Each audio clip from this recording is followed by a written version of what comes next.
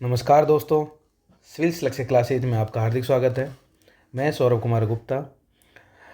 नगर पालिका अधिनियम चल रहा था हमारा और हम अध्याय 12 पर पहुंच चुके थे। अध्याय 12 जिसका नाम नगर पालिका शक्तियाँ और अपराध है, उसमें टोटल 98 धारा है और उसमें हम 59 कवर कर चुके हैं। आज हम 260 से आगे कंटिन्यू करेंगे। ठीक है। पिछली क्लासेज मुझे आशा है कि आपने सबने पढ़ ली होगी, याद भी कर ली होगी और आप पढ़ाई कंटिन्यू कर रहे होंगे। बाकी आप जो अलग जीके वाला पोर्शन है उसको भी कंटिन्यू पढ़ रहे होंगे।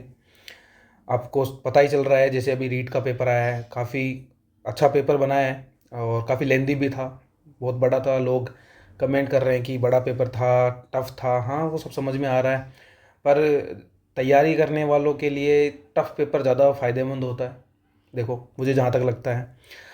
और ऐसा नहीं है कि जो बोर्ड कर रहा है या आरपीएससी जो कर रही है वो सही है, कुछ हद तक ठीक है, पर चीज़ें इतनी ज़्यादा डीपली, इतनी ज़्यादा बड़ी करना कि ताकि स्टूडेंट, मतलब कभी कभी ऐसा लगता है कि बोर्ड और जो हमारा आरपीएससी है वो चाहता ही नहीं है कि हम गवर्नमेंट जॉब के अंदर आए।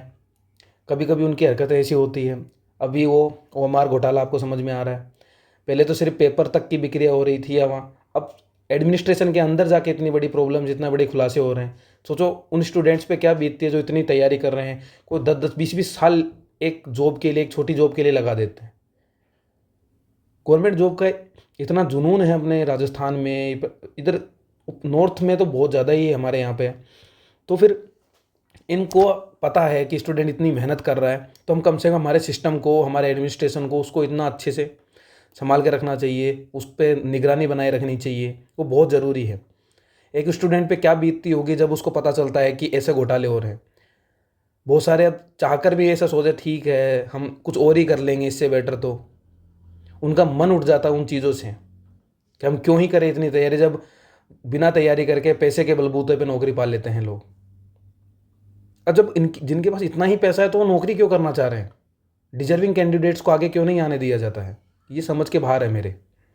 जब तुम्हारे पास इतना पैसा है कि तुम एडमिनिस्ट्रेशन तक अंदर जाकर हो हमारे सीट्स में चेंज करवा ले, ऐसा क्या शौक है तुम्हें गवर्नमेंट जॉब का? पता नहीं, बना रखा है। साउथ में तो नहीं है इतना, मुंबई, बेंगलोर, वहाँ के लोग तो नहीं मर रहे हैं गवर्नमेंट जॉब के लिए। अगर तुम्हें चाहिए ही है गवर्नमेंट जॉब तो अपनी बलबूते पे लगो ना। ये कौन सा तरीका आ गया है कि आप पैसे खिला के किसी और की ज़िंदगी को दांव पर लगा कर अपनी ज़िंदगी बना रहे हो? ये गलत है। अगर तुम्हारी हिम्मत है तो बराबर में आके फाइट करो ना, क्या प्रॉब्लम? हमें तो नहीं है उससे प्रॉब्लम।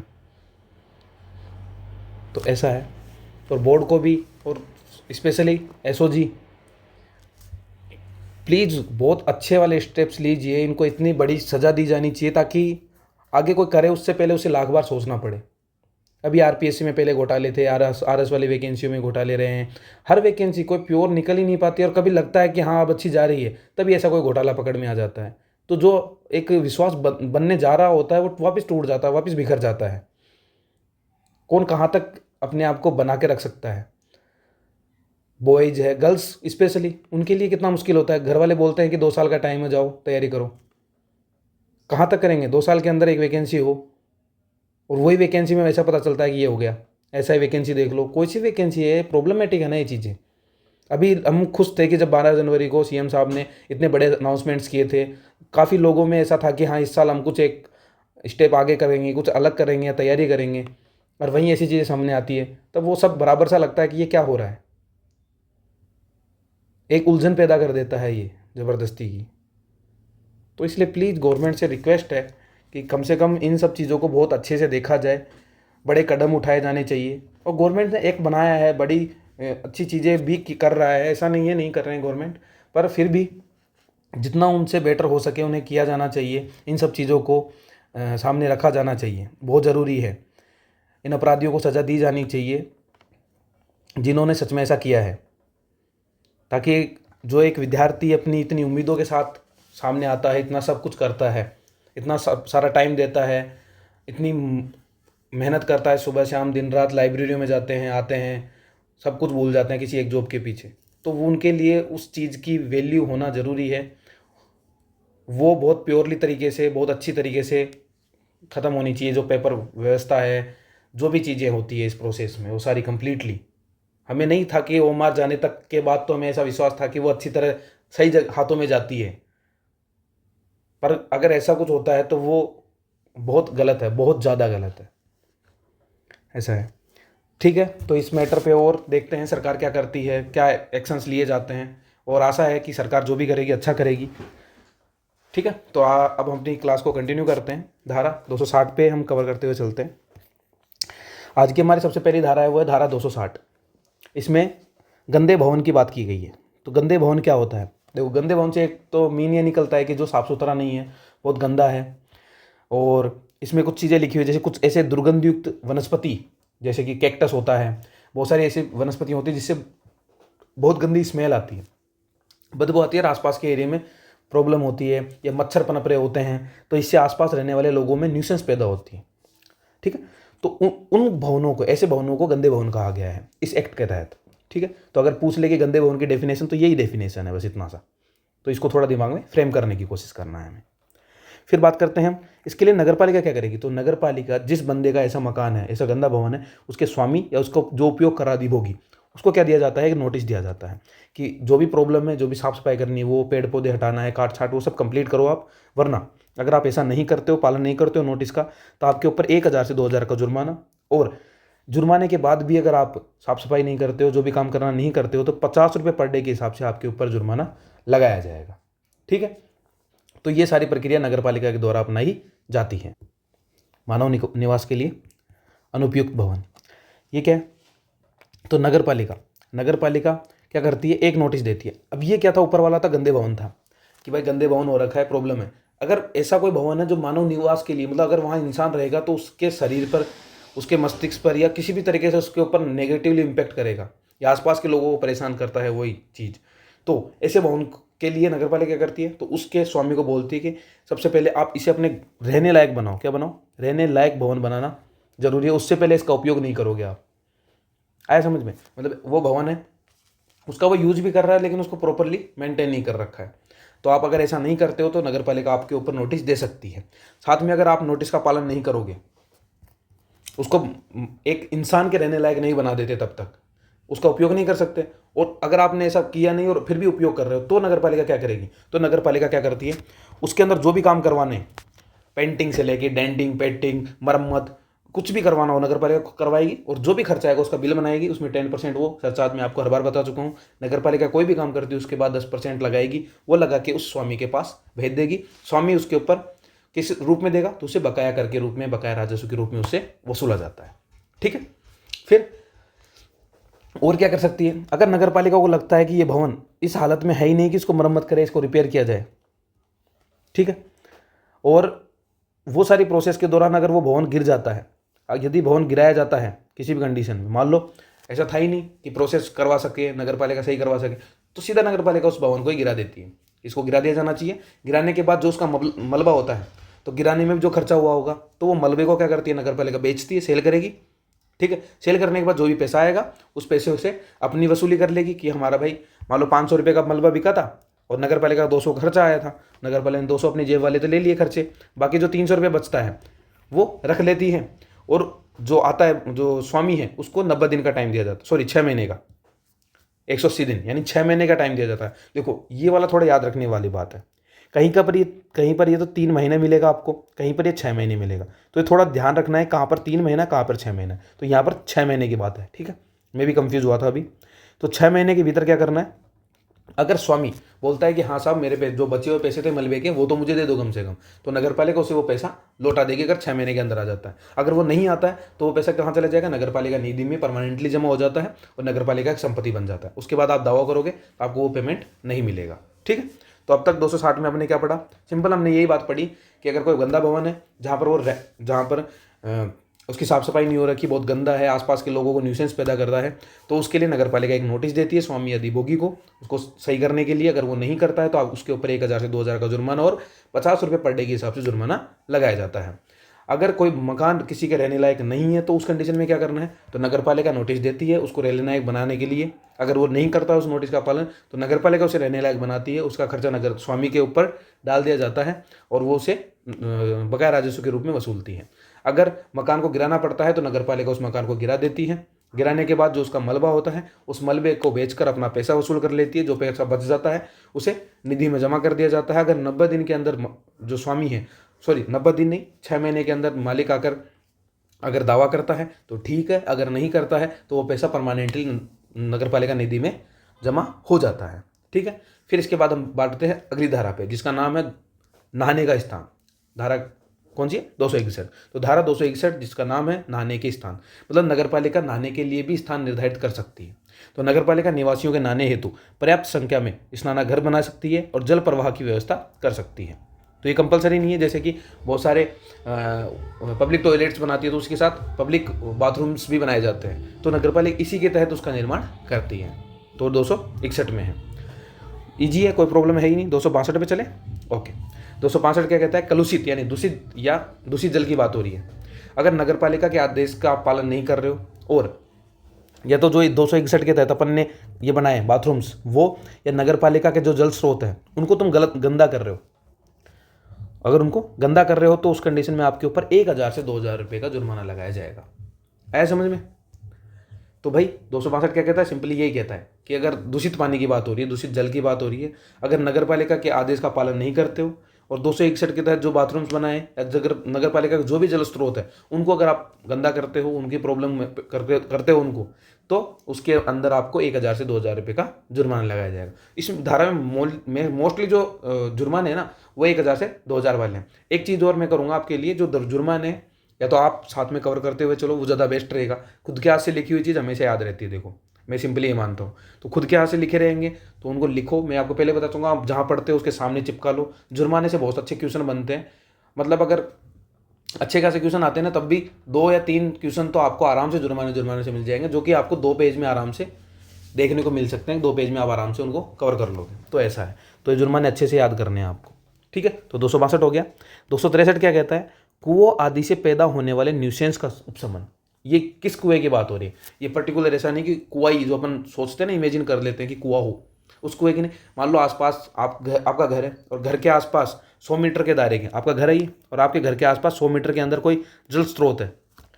मान लो आपने स्विमिंग पूल बना रखा है, ये हो सकता है, या आपके आसपास कोई छोटा मोटा आपने तालाब टाइप, एनीकट टाइप ऐसा कुछ बना रखा है जहाँ पे आप पानी एकत्रित कर लेते हो, ऐसा कुछ भी है। तो उस कंडीशन में, और उससे मच्छर पैदा हो रहे हैं, लोग आसपास वाले लोग परेशान हो रहे हैं उनसे, तो क्या होगा? तो उस कंडीशन में नगर पालिका आपको एक सूचना देगी कि आपका जो भी जल स्रोत है उसे आप कवर कर दीजिए। निकट है उसको कवर करने की कोशिश कीजिए, ट्यूबवेल है तो उसके कवर कर लीजिए, कुछ भी जो भी आपकी जल स्रोत है उसको कवर करो, या फिर उसके अंदर जो पानी है, जो गंदा पानी, उसे हटाओ, या उसकी गंदगी को साफ करवाओ। स्विमिंग पूल है तो कुछ भी ऐसी चीज़ है तो उसे प्रॉपरली आपको मेंटेन रखना है, सीधी बात ये। तो उसके लिए नोटिस देती है। अगर आप नगर पालिका की अनुमति, ठीक है, एक तो ये नोटिस दिया जाता है। इसके अलावा अगर नगर पालिका की अनुमति के बिना अगर आप कोई भी नया जलाशय नहीं बना सकते। दूसरी बात, अगर बना भी लिया है तो उसके बाद नगर पालिका क्या करेगी? आपको अनुमति तो दे सकती है। मान लो आपने स्टार्ट कर दिया था काम, भाई नगर पालिका से नहीं पूछा। अब जल स्रोत बनाना एक अच्छी चीज़ होती है, पॉजिटिवली लेकर नगर पालिका आपको परमिशन दे देगी बाद में, लेकिन आपने बिना अनुमति के काम किया उसके ऊपर जो दंड मिलना चाहिए वो आपको मिलेगा। लेकिन इसमें कोई पर्टिकुलर जुर्माना लिखा हुआ नहीं है, दिया हुआ नहीं है। नगर पालिका अपने हिसाब से वो सेट कर सकती है। ठीक है, तो ये बात इसके अंदर 263 में लिखी है। तो क्या बात पढ़ी अपन ने 263 में? सिंपल है कि आपके जो भी कुआं है या जल स्रोत है, अगर वो उसमें कोई भी दूषित पानी, मच्छर, बदबू, ऐसी कोई भी चीज़ है जिससे आसपास के लोग परेशान हो रहे हैं, ठीक है, वो रेंज याद रखनी है 100 मीटर के दायरे में, ये याद रखना जरूरी है। अच्छा क्वेश्चन बन सकता है। ठीक है, तो नगर पालिका आपको सिर्फ सूचना देती है कि भाई साहब इसको साफ सफाई कर लो, प्रॉब्लम हो रही है लोगों को। ठीक है, इतना होता है, इसमें कोई जुर्माना या दंड नहीं दिया गया है। ठीक है, एक्ट के तहत। इसके अलावा अगर आपको कोई नया जलाशय बनाना है तो पहले नगर पालिका से परमिशन लेनी चाहिए आपको। मान लो आपने परमिशन नहीं ली और आपने काम शुरू कर दिया है, तो नगर पालिका ये देख के कि पॉजिटिवली देख के उसके लिए आपको परमिशन दे सकती है बाद में। लेकिन आपने परमिशन के बिना काम किया, उसके लिए जो आपको दंड मिलना चाहिए वो नगर पालिका के हिसाब से आप पर लगाया जा सकता है। ये बात इसके अंदर लिखी हुई है, किसमें? धारा 263 में। ठीक है, नो प्रॉब्लम, आगे चले। अब बात करते हैं हम धारा नंबर 264 की। ये क्या है? कुछ स्पेशल फसलों की बात कर रहे हैं जिससे गड़बड़ हो सकती है। इसमें क्या लिखा है? कतिपय प्रकार की खेती का प्रतिषेध या नियमन। कतिपय यानी कुछ प्रकार की खेती का प्रतिषेध यानी बैन लगाना, या उसको नियमन यानी उसको कंट्रोल करना है, ये बात है। चिकित्सा एवं स्वास्थ्य, मतलब जो डायरेक्टर साहब है हमारे, वो, या फिर सीएमओ मुख्य चिकित्सा एवं स्वास्थ्य अधिकारी, या फिर स्थानीय चिकित्सा अधिकारी, अगर इन तीनों में से कोई भी नगर पालिका को ये रिपोर्ट लिख के दे देता है कि किसी स्पेशल उपज की वजह से, या किसी स्पेशल खाद की वजह से, या किसी स्पेशल सिंचाई की वजह से जन स्वास्थ्य को हानि होने वाली है या हो रही है, ऐसी कुछ रिपोर्ट नगर पालिका को दे देता है, नगर पालिका को लगता है रिपोर्ट सही है, तो नगर पालिका क्या करेगी, नोटिस द्वारा इस जो भी ये फसल है या खाद है या जो सिंचाई है उस पर पर्टिकुलरली बैन लगा देगी। ठीक है, लेकिन अगर ये खेती 5 साल पहले से भी चल रही है, मतलब ऐसे चल रही है कि 5 साल पहले से भी सही ये खेती चल रही है, लेकिन अपने को पता चलता है इससे गड़बड़ हो रही है, तो क्या होगा, अब यार लोगों ने तो खेत में बो दिया है वो, अब अगर तुम उसको बैन करोगे तो उसको काटना पड़ेगा या जलाना पड़ेगा, कुछ तो करना पड़ेगा। अगर ऐसा कुछ करेंगे तो बेचारे किसानों को नुकसान होगा, तो क्या करेगा, तो नगर पालिका क्या करेगी, नगर पालिका निधि से जो भी नुकसान होगा ना किसानों का, उसका मुआवजा देगी। आया समझ में कैसे? ठीक है, अगर 5 साल पहले से ये खेती होती आ रही है और आज लगता है कि इसको बैन करना है, तो भाई बैन कर रहे हो तो आप उसको नष्ट करोगे, जो उग रही है, और उग रही है उसको नष्ट कर रहे हो, तो उसकी वजह से जो किसान उस पर डिपेंडेंट था उसको नुकसान होना है, तो उसको किसान को क्या दिया जाएगा, मुआवजा नगर पालिका निधि से दिया जाएगा। सिंपल। तो 264 क्या कहता है हमको, तो 264 सिंपली ये कह रहा है कि भाई साहब, अगर कौन कौन 3 बंदे याद रखने, डायरेक्टर साहब, मुख्य चिकित्सा एवं स्वास्थ्य अधिकारी सीएमओ साहब, और हमारे जो स्थानीय कोई भी चिकित्सा अधिकारी है वो आपको अगर रिपोर्ट देता है नगर पालिका को कि किसी स्पेशल खाद, स्पेशल उपज या स्पेशल सिंचाई की वजह से कोई प्रॉब्लम होने वाली है या हो रही है जन स्वास्थ्य को, तो उस कंडीशन में नगर पालिका नोटिस देकर उसे बंद करवाएगी, उस चीज़ को बंद कराएगी, ये तो हो जाता है खत्म यहाँ। लेकिन अगर वो खेती 5 साल पहले से भी करते आ रहे हैं किसान और इस साल भी किए, तो उसका मुआवजा नगर पालिका निधि से दिया जाएगा। काम खत्म, आगे चले। ओके, बात करते हैं हम धारा नंबर 265 की। ये क्या है, दुर्गंधपूर्ण खाद आदि का उपयोग में लेना, मतलब कोई बदबू वाली खाद, जैसे कि अपन गाय का गोबर वगैरह ये होता है, यूज लेते हैं अपन, ये लो कोई प्रॉब्लम नहीं, आप खेत में जाके यूज लो कोई प्रॉब्लम नहीं। लेकिन ऐसे कर रहे हो कि आप कहीं रह रहे हो और वहाँ पे आप इसे कर रहे हो, लाके कहीं से इकट्ठा कर ली वहाँ पर आपने, मान लो आप शहर में रह रहे हो, ठीक है, ये आपकी कॉलोनी है, कॉलोनी आपका घर, सॉरी ये आपकी कॉलोनी है, तो कॉलोनी में आपका घर ये, पड़ोसी का घर ये, दूसरा ही, और आपने यहाँ लगा लिया ढेर उसका कि यहाँ ला के रख दो, अपने बाड़ा खा लिए उसकी बदबू की, क्योंकि उसमें मीथेन गैस रिलीज होती है इसके अंदर से, तो उसकी वजह से आसपास के लोगों को परेशानी हो रही है और आप उस पर ध्यान नहीं दे रहे। तो अगर नगर पालिका की अनुमति के बिना मल दुर्गंधयुक्त खाद के संग्रहण या उपयोग नहीं कर सकते हो, उस पर आपके ऊपर 1000 से 2000 रुपये का जुर्माना लगाया जा सकता है। मान लो आपने घर में छत के ऊपर क्या करना चाह रहे हो, वो आजकल करते हैं ना रूफ एग्रीकल्चर, ऐसा कुछ करते हैं, तो अगर ऐसा कुछ कर रहे हो तो उसके लिए आपने खाद मंगाई, लेकिन आप उसको ऊपर ले जाके पटक नहीं रहे या यूज नहीं ले रहे। जब तक खाद यूज नहीं लेते ना मिट्टी के मिलाकर, तब तक वो बदबू मारती है। जैसे यूज लेना स्टार्ट कर देते वो इतनी बदबू नहीं मारती है, क्योंकि वो उसके साथ इन्वॉल्व होती जाती है। लेकिन जब तक यूज नहीं लोगे तब तक तो प्रॉब्लम कर रही है ना, तो उस वजह से क्या किया जा सकता है, उसके ऊपर जुर्माना लगाया जा सकता है। वो जुर्माना कितना रहेगा, 1000 से 2000 रुपये तक का वो जुर्माना होगा। ठीक है, ईजी है, समझ में आ रहा है आराम से। 265 आगे चले। 266 ये क्या है, छोबखारी खेल, छोबखारी ताश खेल रहे हो, 3 पत्ती खेल रहे हो, लूडो खेल रहे हो, जो आजकल ये फर्जी गेम्स हो गए साइबर वाले, वो खेल रहे हो, या पटाखे जला रहे हो क्योंकि आजकल पटाखे बैन है, या ऐसा कोई भी खेल खेल रहे हो जिससे लोग परेशान होते हैं, लोगों को नुकसान होता है, ना उसके मानसिक रूप से, शारीरिक रूप से, किसी भी तरीके से नुकसान होता है, वो सारे गेम अगर आप खेल रहे हो तो उसके ऊपर आपके ऊपर 100 रुपये से 500 रुपये तक का जुर्माना लगाया जा सकता है। ठीक है, तो कितना, 100 रुपये से 500 रुपये तक का जुर्माना कौन से गेम्स के लिए, क्षोभकारी गेम्स खेलने पर आपके ऊपर लगाया जा सकता है। 266 कहता है। 267 हमें क्या कहता है, अन्य न्यूसेंसों पर प्रतिबंध, और इसके ऊपर जुर्माना कितना है, 1000 से 2000। मैंने आपको बताया था मोस्टली जुर्माने 1000 से 2000 रुपये के हैं। अगर मान लो आपको कतई याद नहीं आ रहा है और ऑप्शन 1000 से 2000 दे रखा है और आपको चांस लेना है, तो आप 1000 से 2000 पे लो, किसी और पे लेने से तो बेटर है, चांसेस ज़्यादा है ना उसको सही होने के। ठीक है, तो इसलिए तो 267 अन्य न्यूसेंसों पर प्रतिबंध की बात करता है। जुर्माना है हमारा 1000 से 2000 रुपये तक का। और किन किन चीज़ों के लिए एक्स्ट्रा, मान लो आप पब्लिक प्लेस में क्या कर रहे हो, सार्वजनिक स्थल पर मल मूत्र त्याग कर रहे हो और आप पकड़े जाते हो, तो उसके ऊपर आपके ऊपर 1000 से 2000 रुपये का जुर्माना लग सकता है। फिर खुले वाहन में अपशिष्ट परिवहन कर रहे हो, कोई भी कचरा वचरा है ओपन गाड़ी में ले जा रहे हो, जैसे कि बहुत जगह आपने देखा होगा ट्रॉलीज के अंदर, जो ट्रैक्टर ट्रॉली होते हैं उसके अंदर कचरा लेके जाते हैं, तो वो गलत है, वैसा नहीं होना चाहिए। जो नगर पालिका वाली गाड़ी नहीं होती वो ओपन होकर ढक्कन खुलता है, उसमें कचरा डालो वापस बंद कर देते हैं, तो वैसी गाड़ियाँ होनी चाहिए। ठीक है। इसके अलावा बिना अनुमति के आप कहीं कब्र नहीं खोद सकते, समाधि नहीं बना सकते, या कहीं पर भी किसी भी स्थान का यूज शौच के लिए नहीं कर सकते। मतलब आपके बाथरूम वगैरह की व्यवस्था नहीं है और आप शौच के लिए बाहर जा रहे हो तो ऐसा नहीं है, उसका यूज़ आप शौच के लिए करोगे उससे पहले नगर पालिका की परमिशन चाहिए।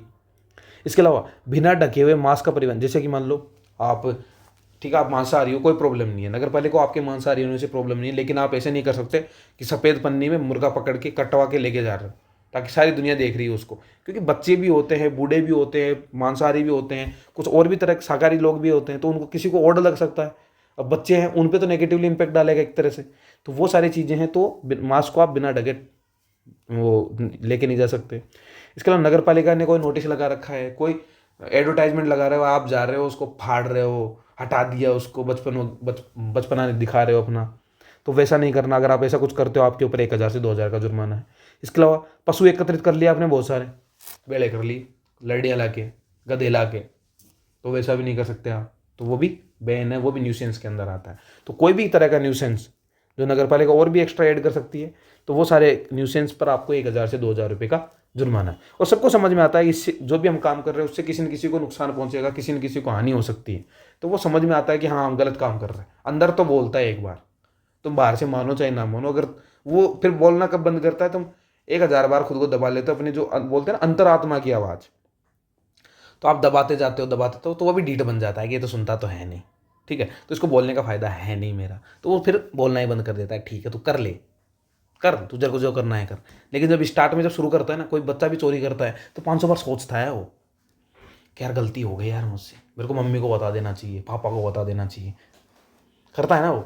एक बार तो होता ही है, गुंडा एक बार में गुंडा नहीं बनता है ना, उसने कुछ बहुत सारी छोटी छोटी चीज़ें की हुई होती है, फिर वो इतना वो हो जाता है ना कि उसके अंदर इतना अपने अंतरात्मा को इतना मार चुका होता है, उसे कोई फर्क पड़ता नहीं है, वैसा है।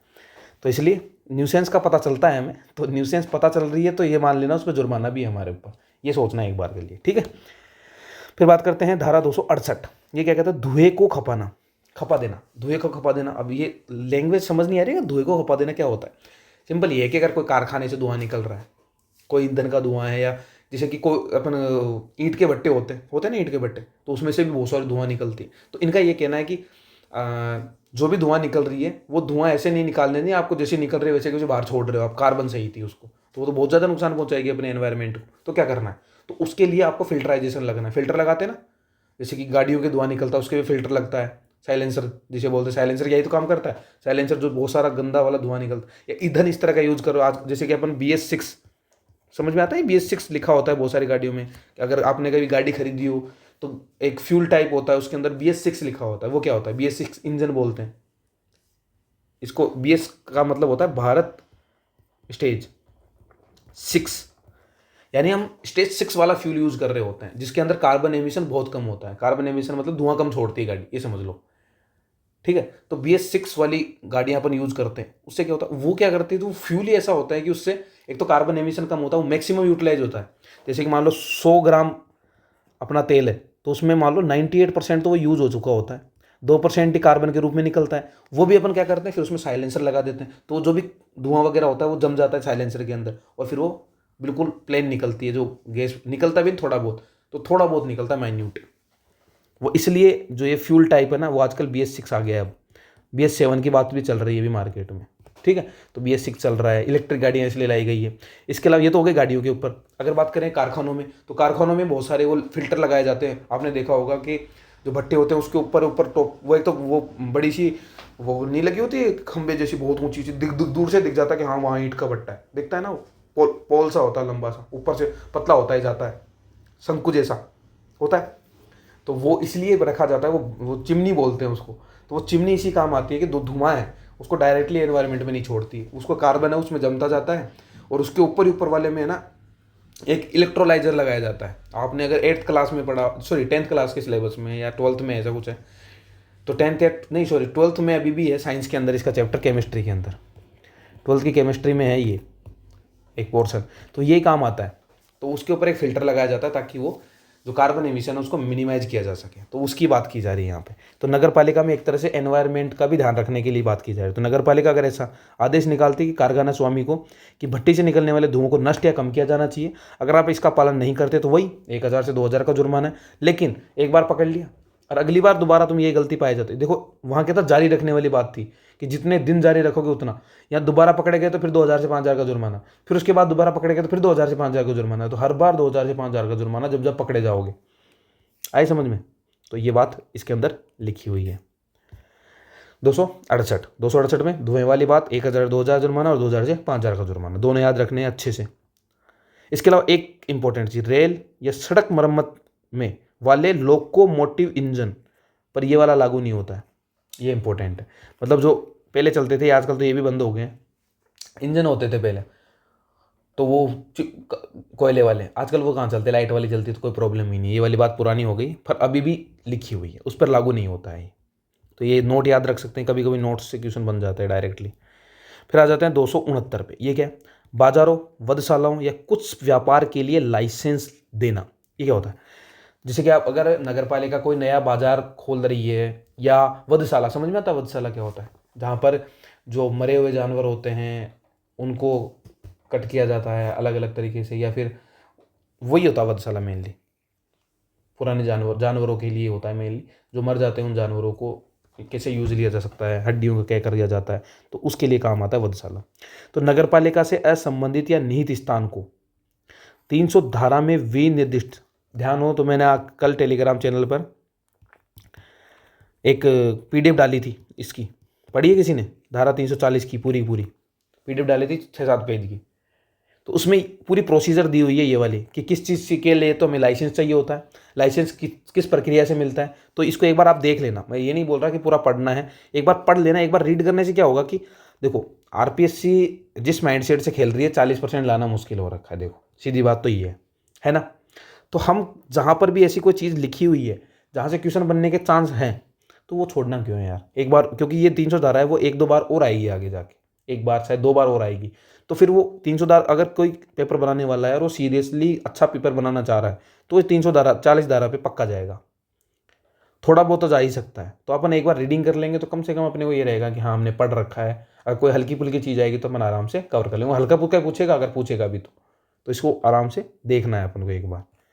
ठीक है, तो एक बार जरूर पढ़ना। वापस मैं इस क्लास में बोल रहा हूँ, ठीक है। और एक बार मैं आपको रीडिंग करवा दूंगा, कोई प्रॉब्लम नहीं है। मैंने इसलिए वो पूरा एक्ट भी आपके लिए पूरा डाला हुआ था उसके अंदर, तो आप एक बार जरूर देखना उसको, ठीक है। तो 369 क्या कहता है कि नगर पालिका से असंबंधित अनिहित, जो नगर पालिका की भूमि नहीं है, अनिहित स्थान को 340 के विभिन्न प्रयोजनों के लिए लाइसेंस अनिवार्य होगा। मतलब 340 में जो जो काम ले रहे हैं ना, उनके लिए लाइसेंस जरूरी है, कंपलसरी है उन कामों के लिए, ठीक है। वो कामों के लिए लाइसेंस लेने ही लेने हैं। इसके अलावा अगर आपने वो लाइसेंस नहीं लिया तो क्या होगा? तो लाइसेंस नहीं लेने पर आपको 1,000 से 2,000 का जुर्माना, और उल्लंघन करने पर 50 रुपये से 100 रुपये का जुर्माना आपके ऊपर चालू रहेगा, लगा ही रहेगा, ठीक है। तो इन दोनों चीज़ों को ध्यान रखना है। क्या क्या? एक तो 340 कि अगर किसी भी जगह का यूज कर रही है नगर पालिका, और 340 में जो जो काम लिखे उनके लिए यूज लेना है, तो वहाँ लाइसेंस कंपलसरी है, वहाँ तो लाइसेंस लेना ही पड़ेगा आपको। अगर आपने लाइसेंस नहीं लिया तो 1,000 से 2,000 रुपये का जुर्माना लगेगा, और उल्लंघन जारी रखने पर 50 रुपये से 100 रुपये तक का जुर्माना आपके ऊपर लगाया जा सकता है, ठीक है। नगर पालिका लाइसेंस के साथ क्या क्या कर सकती है? तो लाइसेंस देने का काम इसका होता है। लाइसेंस को निलंबित कर सकती है, सस्पेंड कर सकती है, विड्रॉ कर सकती है नहीं। इसके अलावा वापिस भी ले सकती है। 2 जगह विड्रॉ हो गया, ये रोकना होता है। निलंबित करना मतलब होता है रोकना, ये गलत हो गया है, ठीक है, देख लेना एक बार। विड्रॉ तो इसका मतलब होता है वापस ले लेती है। इसमें क्या, तो रोक देती है, सस्पेंड कर देती है कुछ टाइम के लिए। आप उस लाइसेंस को सस्पेंड नहीं करता क्या, कुछ देर के लिए रोक देती है। और वापस करने का मतलब, प्रत्यायुत करने का मतलब, विड्रॉ का मतलब क्या होता है? सिंपल ही कि भाई परमानेंट ले लिया, अब तो नया लेना पड़ेगा अगर तेरे को लेना भी है तो, ठीक है। तो वो प्रोसीजर होती है ये वाली। फिर इसके अलावा अगर भाई, ये तो हो गया लाइसेंस वाली बात। अगर लेकिन नगर पालिका मजिस्ट्रेट साहब को वो जगह ही बंद करने का ऑर्डर दे देती है कि भाई ये जगह ही बंद करनी है, ये दुकान ही बंद करनी है परमानेंटली, तो क्या होगा? तो वो आदेश द्वारा वो बंद किया जा सकता है। मान लो वधशाला आपने खोली थी, नगर पालिका ने वधशाला खुलवाई, लेकिन अब लगता है कि वधशाला बंद कर देनी चाहिए, गड़बड़ हो रही है बहुत सारी, तो नगर पालिका ये एप्लीकेशन किसको देती है? जिला मजिस्ट्रेट साहब को देती है। आवेदन द्वारा इसको बंद किया जा सकता है। अगर मजिस्ट्रेट साहब को लगता है कि हाँ नगर पालिका ने जो आवेदन किया है वो बिल्कुल सही है, तो मजिस्ट्रेट साहब आदेश देंगे, ऑर्डर देंगे, ऑर्डर देने के बाद जो जगह है वो बंद कर दी जाएगी। इसके अलावा कार्य को रोकने हेतु एक व्यक्ति को नियुक्त भी किया जाएगा साथ के साथ। भाई जो काम चल रहा है उसको रुकवाओ और हमारे ऑर्डर को पालन करवाओ, इसके लिए एक आदमी भी अपॉइंट किया जाएगा मजिस्ट्रेट जी के द्वारा।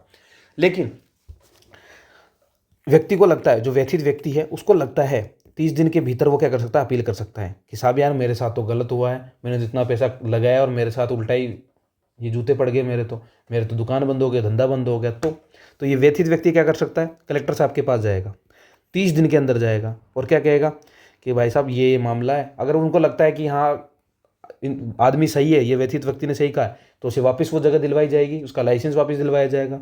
अगर उसे लगता है कि नहीं नहीं जो नगर पालिका वो सही है, तो वो सही है। ऐसा नहीं है कि कलेक्टर साहब ने बोला उसके बाद कहीं और अपील कर सकते हो, आप ऐसा नहीं कर सकते हो।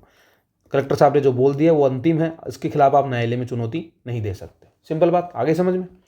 तो क्या क्या प्रोसीजर मैं आपको एक बार वापस समझा देता हूँ। तो सिंपल क्या है, कोई भी अगर वधशाला खोलनी है या बाजार खोलना है तो कौन खोलेगा, ये खोलने का काम होता है नगर पालिका का। ठीक है, नगर पालिका इसके लिए क्या देती है, लाइसेंस देगी। इन सब के लिए लाइसेंस लेना पड़ता है आपको। ठीक है, अब एक चीज़ और कि लाइसेंस किन किन चीज़ों के लिए लेना है, तो 340 में लिखी हुई है, और कैसे मिलेगा वो भी 340 में ही लिखा हुआ है। ठीक है, इन कामों के लिए लाइसेंस चाहिए होता है, कंपलसरी है। लाइसेंस देने का काम, लेने का काम, रिजेक्ट करने का सारा काम नगर पालिका। लेकिन इसको परमानेंटली बंद करना है, चालू तो हो गया एक बार, लेकिन इसे बंद करना है तो क्या करना होगा, तो नगर पालिका मजिस्ट्रेट को क्या कर देती है, एक आवेदन करती है, एक एप्लीकेशन देती है। एप्लीकेशन अगर लगता है मजिस्ट्रेट को सही है तो ये क्या कर देता है, ऑर्डर देके बंद करवा देता है, और साथ में एक व्यक्ति लगा देता है कि भाई ध्यान रखना दोबारा नहीं चलना चाहिए। ठीक है, अगर व्यक्ति को जो धनी था उसको लगता है यार ये तो गड़बड़ हो रही है मेरे साथ, तो वो क्या कर सकता है, कलेक्टर साहब को क्या कर सकता है, 30 दिन के अंदर अपील कर सकता है। 30 दिन क्या कर सकता है, अपील कर सकता है। अपील कर दी उसके बाद कलेक्टर साहब जो भी ऑर्डर देंगे वो उसका अंतिम होगा। उसके बाद आप ऐसे नहीं कि कोर्ट में नहीं जा सकते, सीधी बात ये है। आगे समझ में। तो ये हमारा धारा नंबर 269 थी। आगे समझ में अच्छे से, कोई प्रॉब्लम नहीं होनी चाहिए। समझ में नहीं आए तो नेक्स्ट क्लास में वापस रिपीट कर देंगे, टेंशन क्यों लेते हो। फिर आता है धारा नंबर 270। ये क्या है, बाजारों और वधशालाओं या बूचड़खानों को खोला जाना, बंद किया जाना तथा किराए पर देना। ठीक है, ये क्या है, पूरी प्रोसेस, खोलना हो चाहे बंद करना हो, किराए पर देना कैसे किया जाए, तो नगर पालिका सार्वजनिक बाजार या वधशाला इसको खोल या बंद कर सकती है। ठीक है, सिंपल बात है भाई। खोलने वाली प्रोसेस तो सिंपल है कि खोल देगी, बंद करने वाली प्रोसेस मजिस्ट्रेट के थ्रू होगी, बता चुका हूँ ऊपर वाली प्रोसेस अभी। ठीक है, तो ये हो गया नगर पालिका के हाथ में। लेकिन किराए पे देने वाली बात क्या है वो समझ लेते हैं हम। तो क्या करते हैं नगर पालिका, जैसे कोई बाजार खोला उन्होंने, बाजार नगर पालिका खुद बना देती है पूरा। इसमें स्टॉल्स, जैसे कि आपने तिब्बत मार्केट देखा हो जयपुर के अंदर, बहुत सारी दुकानें बनी होती है ना। तो उसके लिए क्या करना होता है, दुकान अगर किराए पे लेनी है तो नगर पालिका उसके लिए रेंट लेती है ना रेंट। तो नगर पालिका या तो बेच सकती है दुकान को, भाई तुम खरीद लो टेंशन खत्म, या फिर उसकी नीलामी लगा देती है, या उसको कॉन्ट्रैक्ट पे संविदा भी दे सकती है। तीनों काम ही कर सकती है, लेकिन वो सारा एक साल के लिए देगा जो भी काम होगा। तो जो भी कॉन्ट्रैक्ट होता है, संविदा होती है, नीलामी होती है, वो तो 1 साल के लिए होती है, और जो बेचना होता है वो तो परमानेंटली बिक गई, तो उसके बाद कोई टेंशन नहीं होती है। वधशाला या बाजार स्टॉल के उपयोग के लिए और किराया, प्रभार या फीस ले सकती है। ठीक है, तो बेच देगी तो डायरेक्ट पैसे आ जाएंगे, कोई प्रॉब्लम नहीं, इसके साथ तो बात खत्म हो जाती है। नीलामी की है या फिर संविदा पे किराए पे दी है तो उस कंडीशन में 1 वर्ष के लिए दिया जाएगा पट्टा। एक तरह से पट्टा ही होता है, लीज बोलते हैं जिसको, लीज भी दी जाती है इसमें। ठीक है, किराया और प्रभार या शुल्क लिया जा सकता है। ये 3 चीज़ें यहाँ हो गई। इसके अलावा नगर पालिका लाइसेंस के बिना स्थान का उपयोग लेने पर, अगर नगर पालिका से आपने बिना लाइसेंस के, बिना परमिशन के क्या कर रहे हो, आप उस स्थान का यूज ले रहे हो, तो उस कंडीशन में आपके ऊपर 1000 से 2000 रुपये का जुर्माना लगाया जाएगा। कितना लगाया जाएगा, 1000 से 2000। मैंने आपको बोला था जनरली 1000 से 2000 ही है। एक बार और वापस बता देता हूँ आपको, 270। ये क्या है, बाजार वधशाला की बात हो रही है, खोलना है, नगर पालिका खोलेगी, बंद करने की प्रोसेस मजिस्ट्रेट के थ्रू है, मैं आपको बता चुका हूँ। इसके अलावा रेंट पे देना है तो रेंट पे दे सकती है, मंथली हिसाब से भी दे सकती है, मैक्सिमम 1 साल के लिए कॉन्ट्रैक्ट कर सकती है, लीज पे दे सकती है, सेल भी कर सकती है दुकान को। ठीक है, ये वाली बात है। अगर बिना लाइसेंस के, बिना परमिशन के आप जगह यूज कर रहे हो तो 1000 से 2000 का जुर्माना आपके ऊपर लगाया जा सकता है। बात खत्म। आते धारा नंबर 271 पे। ये क्या है, नगर पालिका सीमाओं के बाहर वधशाला या बूचड़खाने आदि बनाना। ये क्या है, अगर आप नगर पालिका के क्षेत्र से बाहर जा रहे हो और वहां जाके खोलना है तो एक पिताजी आ जाते हैं तुम्हारे, कौन, नगर पालिका के पिताजी कौन, राज्य सरकार। तो राज्य सरकार या राज्य सरकार के द्वारा प्राधिकृत अधिकारी है, उसकी परमिशन के बाद ही नगर पालिका के बाहर कोई बूचड़खाना या वधशाला बना सकती है। ठीक है, लेकिन उसके ऊपर जो रूल्स एंड रेगुलेशंस लागू होते हैं वो नगर पालिका के भीतर जो बूचड़खाना है उसके समान ही होते हैं। ऐसा नहीं अलग, वहाँ पे अलग रूल्स लग रहे हैं और वहाँ पे अलग लगेंगे, दोनों जगह रूल्स तो सेम ही लगेंगे, लेकिन खोलने, बंद करने या कुछ भी काम करना है उससे पहले परमिशन लगेगी किसकी, राज्य सरकार या राज्य सरकार के द्वारा प्राधिकृत अधिकारी। ये अलग चीज़ है इसमें, तो ये वाली चीज़ स्टार मार्क याद रखनी है हमें। ठीक है, आ जाते हैं हम आज हम 272 तक करते हैं, तो आज 272 आज की अंतिम धारा रखते हैं अपन। 272 क्या है, नई वधशाला का खोला जाना। तो नई वधशाला के लिए परमिशन सिंपल है, अगर नगर पालिका के भीतर है तो नगर पालिका खुद खोलेगी, बाहर है तो राज्य सरकार की परमिशन से खुलेगी। लेकिन एक चीज़ का ध्यान रखना है, क्या, नगर पालिका अनुमति देना उस टाइम पे राज्य सार्वजनिक सुविधा, आम जनता की राय और आपत्ति को ध्यान में रखकर करना है। ऐसा नहीं कि जनता बोल रही कि यहाँ नहीं खोलना चाहिए, हम परेशान हो जाएंगे, यहाँ बच्चे वगैरह सब रहते हैं, स्कूल आसपास, मंदिर आसपास, मस्जिद आसपास, ऐसा कुछ है तो वो बूचड़खाना वहाँ पर नहीं खोला जाना चाहिए। एक अलग जगह पे जहाँ पर आम लोगों को परेशानी ना हो, उन सब चीज़ों को ध्यान में रखते हुए नगर पालिका बूचड़खाने का निर्माण करेगी। ठीक है, तो 272 तक आज की हमारी धाराएं कंप्लीट होती हैं। आगे की क्लासों में हम 273 के आगे की जो धाराएं, अब 273 से 297 तक रह रहा है, तो हम इसे आराम से 2 क्लास में कवर कर लेंगे, आराम से, बहुत अच्छे से। ठीक है, तो ये 2 क्लास और, इसके बाद हमारा धारा 12, अध्याय 12 खत्म हो जाएगा। आराम से पढ़िए, कोई प्रॉब्लम नहीं, कोई जल्दबाजी भी नहीं। देखो अभी गवर्नमेंट ने अनाउंस किया नहीं है कि हमारी वैकेंसी कब है, तो हमें उतनी जल्दबाजी नहीं दिखानी है, आराम से ध्यान रखना है, आराम से पढ़ना है। पर जो पढ़ लिए ना, बस वो रात में आंखें बंद करवा के बुलवा लो हमसे, ऐसा होना चाहिए। पूरी धाराएं याद होनी चाहिए, धाराओं के अंदर क्या लिखा है, जितना मैंने लिखा है ना उतना तो याद कर लो। एक्स्ट्रा फिर ऐड ऑन जब मुझे लगेगा कि हाँ कुछ चीज़ें और अच्छी ऐड की जानी चाहिए, तो अभी बहुत टाइम आराम से ऐड करेंगे, बहुत बारीकी से पढ़ेंगे। अगर अपन इसी एग्जाम पे फोकस, देखो आप ऑलरेडी अगर जॉब में है तो बेस्ट है, आराम से पढ़ो, आराम से इसमें लगे रहो, धीरे धीरे पढ़ो, स्लो पढ़ो। ठीक है, कोई प्रॉब्लम नहीं।